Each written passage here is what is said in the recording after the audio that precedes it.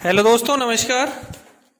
Way of maths channel में आपका फिर से स्वागत है। मैं हूं एम के गुजर और इस वीडियो में लेके आया हूं साउथ वेस्टर्न रेलवे SWR का एक ट्रेन मैनेजर का पेपर जो दिनांक 26 दिसंबर 2024 को हुआ था। दोस्तों, इस क्वेश्चन पेपर में 110 क्वेश्चन है, जिसमें 1 से लेकर के 10 तक हिंदी के, 11 से 50 रेलवे के और 51 से लेकर के 80 तक गणित के थे। 81 से लेकर के 110 तक अंग्रेजी के थे। 1 से लेकर 30 तक पहले भाग में, 31 से लेकर के 60 तक दूसरे भाग में और 61 से लेकर के 90 तक तीसरे भाग में हल करवा चुका हूं। और इस वीडियो में क्वेश्चन नंबर 91 से लेके आया हूं। 91 से 110 तक सारे अंग्रेजी के क्वेश्चन पे हैं। देखते हैं क्वेश्चन नंबर 91। स्क्रीन पर देखें। Choose the correct spelling. Correct spelling का चयन करें। ABCD में स्पेलिंग दे रखी है। सरप्राइज्ड, ABCD में सरप्राइज्ड की स्पेलिंग दे रखी है। सही तरीके से B इसका आंसर रहेगा। सरप्राइज्ड की स्पेलिंग होती है SURPRISED। सरप्राइज्ड, सरप्राइज्ड यानी हैरान, अचरज में डालना या अचानक आ पहुंचना। 91 नंबर के क्वेश्चन का करेक्ट आंसर रहेगा B। अगला क्वेश्चन देखेंगे। क्वेश्चन नंबर 92 देखें। वही क्वेश्चन है, चूज द करेक्ट स्पेलिंग। इसमें केमेटरी का अंग्रेजी दे रखा है, जिसकी सही स्पेलिंग होती है D में है, CEMETERY। केमेटरी, केमेटरी यानी कब्रिस्तान।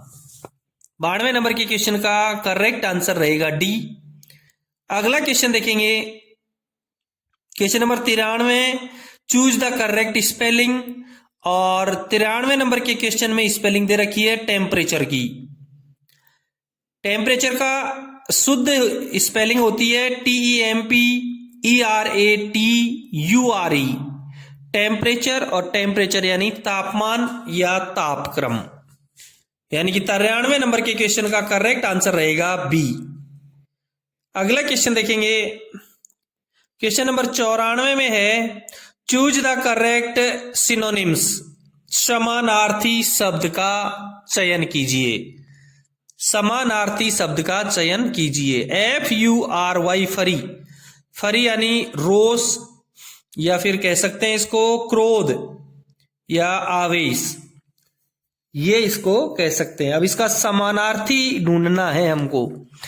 A में आयरनी, B में टेसिट और C में एंगर और D में क्वाइट। A में IRONY, आयरनी यानी विडंबना, व्यंग या व्यंगोक्ति या ताना। B में टेसिट दे रखा है TACIT, जिसका अर्थ होता है मतलब रखना या मौन या सूचित या उपलक्षित। और C में एंगर, एंगर यानी गुस्सा, क्रोध या कोप। और D में क्यूट, QUIET, क्यूट। क्यूट का मतलब होता है शांत, चुपचाप या नीरव। FURY, फरी यानी रोष, क्रोध, आवेश। और C में दे रखा है एंगर। एंगर का मतलब भी होता है गुस्सा, क्रोध या कोप। इसलिए 94 नंबर के क्वेश्चन का करेक्ट आंसर रहेगा C, एंगर। अगला क्वेश्चन देखेंगे। 95 नंबर के क्वेश्चन में है जेनेरियस, GENEROUS। वही है, चूज द करेक्ट सिनोनिम्स। जेनेरियस उदार, प्रचुर या दानी। और इसके आंसर दे रखे हैं। A में सेल्फिश, B में स्टिंगी, C में चैरिटेबल और D में मिशरली। सेल्फिश का मतलब होता है स्वार्थी, मतलबी, या फिर कह सकते हैं इसको स्वार्थपरायण।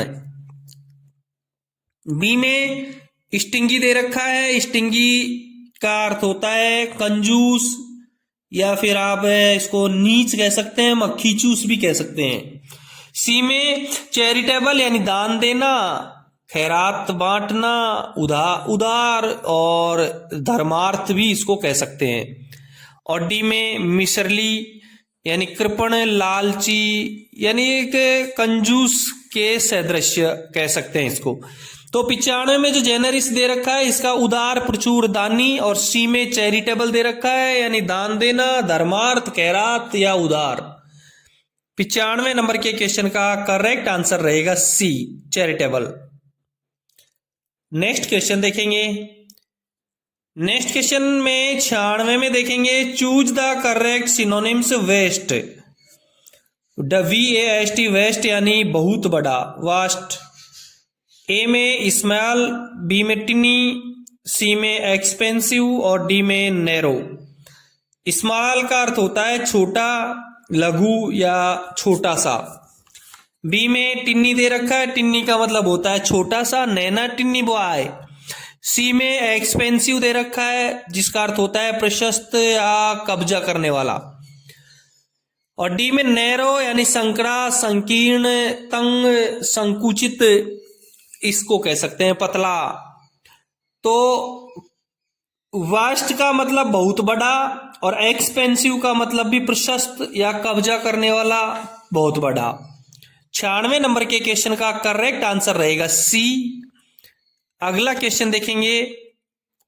क्वेश्चन नंबर 97 में है, choose the correct synonyms. Cautious सावधान, सतर्क, सजग, इसका समानार्थी क्या होगा? ए में रेकलेस, बी में केयरफुल, सी में बोल्ड और डी में डेयरिंग। रेकलेस का मतलब होता है लापरवाह, दुष्ट या फिर कह सकते हैं असावधान। और केयरफुल चिंतित, सचेत, सावधान। और कॉशस का मतलब भी सावधान, सतर्क और सजग ही होता है। सेम केयरफुल का अर्थ भी सावधान, सचेत, चिंतित होता है। बोल्ड का मतलब होता है निर्भीक, बोल्ड, धीट। और डेयरिंग का मतलब साहसी, साहसिक, बहादुर। 97 का क्वेश्चन का करेक्ट आंसर हुआ सी, कॉशस यानी सावधान, सतर्क, सजग। और केयरफुल का मतलब भी सावधान, सचेत, चिंतित, सजग। ठीक है, अगला क्वेश्चन देखेंगे। क्वेश्चन नंबर 98 में देखें, वही है, चूज द करेक्ट सिनोनिम्स। डिलाइजेंट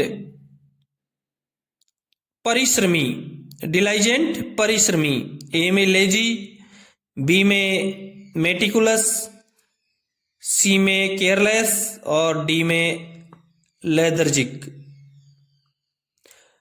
डिलाइजेंट का मतलब होता है परिश्रमी और लेजी का मतलब आलसी, सुस्त या मंद। बी में मेटिकुलस दे रखा है, इसका मतलब होता है सूक्ष्म, मुक्ताचीन यानी अवगुण ढूंढने वाला। सी में केयरलेस, लापरवाह, बेपरवाह, असावधान। और डी में लेथर्जिक होता है जो सुस्त, तंद्रालु, शक्तिहीन। डिलाइजेंट का सिनोनिम्स रहेगा मेटिकुलस, सूक्ष्म, मुक्ताचीन या अवगुण ढूंढने वाला, परिश्रमी। अगला क्वेश्चन देखेंगे। क्वेश्चन नंबर 99 में है, choose the correct meaning of the idiom phrasal, यानी कि मुहावरे या वाक्यांश का सही अर्थ चुनना है। B in the same boat, एक ही नाव में होना। B in the same boat, एक ही नाव में होना। ए में दे रखा है, to say, to think in the same breath, एक ही सांस में दो बातें कहना। बी में है, to be in the same unpleasant situation, एक ही अप्रिय स्थिति में होना, अप्लीजेंट, अप्रिय स्थिति में होना। सी में है, to do something that is dangerous, कुछ ऐसा करना जो खतरनाक हो। और डी में है, to to pretend to be something that you are not, कुछ ऐसा होने का दिखावा करना जो आप हैं ही नहीं, ऐसे का दिखावा करना। अब इसमें क्या छांटना है, इसमें दोनों के अर्थ समान हो ऐसे पद छांटने हैं।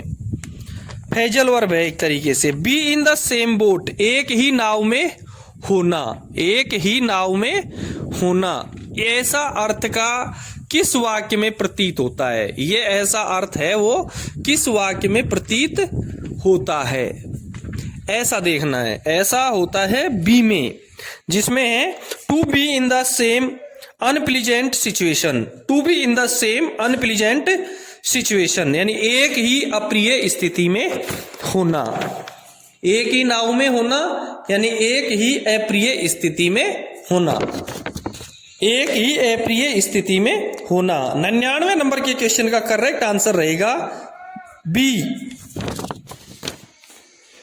अगला क्वेश्चन है, क्वेश्चन नंबर 100 में है, choose the correct meaning of the item phrasal, और ये है एलिफेंट इन द रूम, यानी कमरे में हाथी, कमरे में हाथी।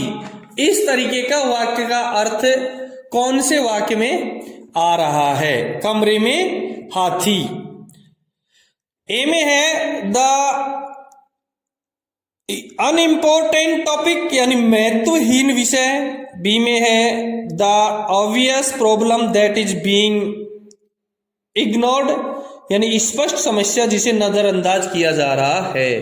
भाई कमरे में हाथी है, सबको दिखाई देता है, लेकिन फिर भी अनदेखा करना, वो बी में दे रखा है कि द ऑब्वियस प्रॉब्लम, एक ऐसी स्पष्ट समस्या, दैट इज बीइंग इग्नोर्ड, जिसको नजरअंदाज किया जा रहा है, जिसको नजरअंदाज किया जा रहा है, ऐसी समस्या। सी में है द अनअवॉइडेबल माइंडेस्ट, अपरिहार्य मानसिकता, और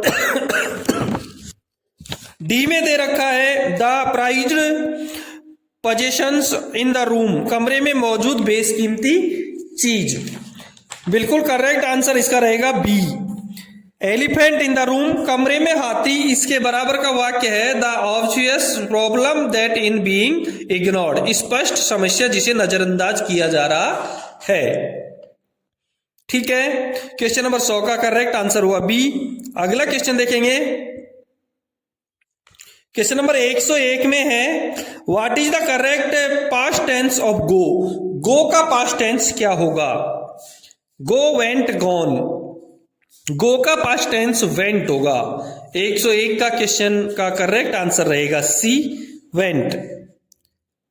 इससे अगला क्वेश्चन है 102, चूज द करेक्ट सेंटेंस, सही सेंटेंस का चयन कीजिए। ए में है सी कैन सिंग्स वेल, वह अच्छा गा सकती है। सी सिंग्स वेल, वह अच्छा गाती है। सी सिंग वेल, वह अच्छा गाती है। और सी कैन सिंगिंग वेल, वह अच्छा गा सकती है। प्रेजेंट टेंस का वाक्य है, इसलिए अब फर्स्ट फॉर्म के साथ एस या ईएस लगा हुआ जिसमें है वो इसका करेक्ट आंसर रहेगा। एक वचन कर्ता होता है तो क्रिया के साथ एस या ईएस लगाया जाता है। प्रेजेंट टेंस में एक वचन कर्ता के साथ कर्ता होता है तो फर्स्ट फॉर्म के साथ एस या ईएस लगाया जाता है, इसलिए करेक्ट आंसर रहेगा बी। अगला क्वेश्चन देखेंगे दोस्तों, आप देख रहे हैं साउथ वेस्टर्न रेलवे का ट्रेन मैनेजर का पेपर दिनांक 26/12/2024 को हुआ था। इससे पहले के वीडियो के सबके लिंक डिस्क्रिप्शन में दे रखे हैं, वहां से आप देखें। यदि पीडीएफ डाउनलोड करना है तो डिस्क्रिप्शन में जाएं और टेलीग्राम चैनल के लिंक पे क्लिक करें और पीडीएफ डाउनलोड करें। अगला क्वेश्चन 103 देखेंगे, identify the error in the sentence, वाक्यांश में त्रुटि पहचानो, वाक्य में त्रुटि पहचानो। She is more smarter than her brother, she is more smarter than her brother, वह अपने भाई से अधिक चतुर है। ए में इज दे रखा है, बी में देन, सी में हर ब्रदर और डी में मोर स्मार्टर। मोर स्मार्टर, बिल्कुल करेक्ट आंसर रहेगा इसका डी, मोर स्मार्टर। 103 का क्वेश्चन का correct answer D. Next question देखेंगे। क्वेश्चन नंबर 104 में है which of the following sentence is in passive voice, यानी कि कौन सा वाक्य है वो पैसिव वॉइस में है, कौन सा वाक्य पैसिव वॉइस में है। दोस्तों मैं आपको एक बात बता दूं, यदि पैसिव वॉइस में जो वाक्य होगा उसमें बाई का यूज होगा। ए में है सी मेड ए केक, उसने केक बनाया। A cake was made by her, उसके द्वारा एक केक बनाया गया। और she is making a cake, वह केक बना रही है। और डी में लिखा है she will make a cake, वह केक बनाएगी। बाई, बी में बाई का यूज हो रहा है। A cake was made by her, उसके द्वारा एक केक बनाया गया। 104 नंबर का करेक्ट आंसर रहेगा बी, ये पैसिव वॉइस में है। 105 में देखेंगे select the correct form of the verb, verb की करेक्ट फॉर्म को सेलेक्ट कीजिए। आई खाली जगह, the book right now, the book right now यानी कंटिन्यू में काम हो रहा है, कंटिन्यू में काम हो रहा है तो प्रेजेंट कंटिन्यूस टेंस रहेगा। ए में रीड्स, बी में एम रीडिंग, सी में रीड और डी में वाज रीड। कंटिन्यूस हो रहा है, कंटिन्यूस में फर्स्ट फॉर्म प्लस आईएनजी रहेगी और आई के साथ में एम रहेगा। सेंटेंस होगा आई am reading the book right now, मैं अभी किताब पढ़ रही हूं, मैं अभी किताब पढ़ रहा हूं या पढ़ रही हूं। आई am reading the book right now, मैं अभी किताब पढ़ रहा हूं। कार्य कंटिन्यूस में हो रहा है इसलिए बी आंसर इसका सही रहेगा। I am reading the book right now. 105 का करेक्ट आंसर रहेगा बी। अगला क्वेश्चन देखेंगे 106, fill in the blank with the correct preposition, सही प्रीपोजिशन को खाली जगह में भरिए। The train arrives 5 AM, time से पहले 8 का यूज होगा। ए में ऑन, बी में एट, सी में इन और डी में टू दे रखा है। समय से पहले एट का प्रयोग करना है। The train arrives at 5 AM, ठीक है। 106 नंबर के क्वेश्चन का करेक्ट आंसर हुआ बी। अगला क्वेश्चन देखेंगे 107 नंबर में है fill in the blank with the correct preposition. I am afraid the dark, A में ऑफ दे रखा है, बी में इन दे रखा है, सी में ऑन और डी में एट दे रखा है। I am afraid of the dark, मुझे अंधेरे से डर लगता है, ऑफ का प्रयोग किया जाएगा। I am afraid of the dark, मुझे अंधेरे से डर लगता है। 107 नंबर के क्वेश्चन का करेक्ट आंसर रहेगा ए। नेक्स्ट क्वेश्चन देखेंगे, क्वेश्चन नंबर 108 में है fill in the blank with the correct preposition. The meeting is schedule, और मंडे दे रखा है, किसी दिन को इंगित कर रहा है। ए में इन, बी में एट, सी में बाई और डी में ऑन। निश्चित दिन से पहले ऑन का प्रयोग किया जाता है, on Monday. The meeting is schedule on Monday. 108 number के क्वेश्चन का करेक्ट आंसर हुआ डी, ऑन। नेक्स्ट क्वेश्चन देखेंगे 109 नंबर के क्वेश्चन में है fill in the blank with the correct preposition. I have been working here 5 years, मतलब पीछे के दिनों से टाइम फिक्स हो रहा है 5 years। ए में अपॉन, बी में इन, सी में 4 और डी में 8। 5 years, 5 वर्ष से। I have been working here 5 years, मैं यहां 5 वर्ष से काम कर रहा हूं, कार्य कर रहा हूं। 109 नंबर के क्वेश्चन का करेक्ट आंसर रहेगा सी। नेक्स्ट क्वेश्चन देखेंगे, क्वेश्चन नंबर 110 में है fill in the blank with the correct preposition. The book is the table, A में ऑन, बी में इन, सी में अप टू और डी में ओवर। टेबल के ऊपर सटा करके कोई वस्तु रखी है ऑन का प्रयोग किया जाएगा। The book is on the table, the book is on the table, table के ऊपर एक पुस्तक रखी हुई है। 110 नंबर के क्वेश्चन का करेक्ट आंसर रहेगा ए। दोस्तों ये था 26 दिसंबर 2024 का साउथ वेस्टर्न रेलवे का एक गुड्स कार्ड का पेपर, ट्रेन मैनेजर का पेपर, जिसके पूरे पेपर हल करवा दिए हैं। इससे पहले के पेपरों के लिंक सभी डिस्क्रिप्शन में मिलेंगे। यदि आपको पीडीएफ चाहिए तो डिस्क्रिप्शन में पीडीएफ का टेलीग्राम चैनल का लिंक दिया हुआ है, उस पर जाएं, क्लिक करें, पीडीएफ डाउनलोड करें। और आपके डिवीजन या रेलवे में कोई पेपर हुआ है तो मुझे जरूर भेजें, उसका हल करके मैं आपको लिंक जरूर डालूंगा। ठीक है, देखते रहिए, फिर मिलते हैं किसी अगले पेपर के साथ में। धन्यवाद।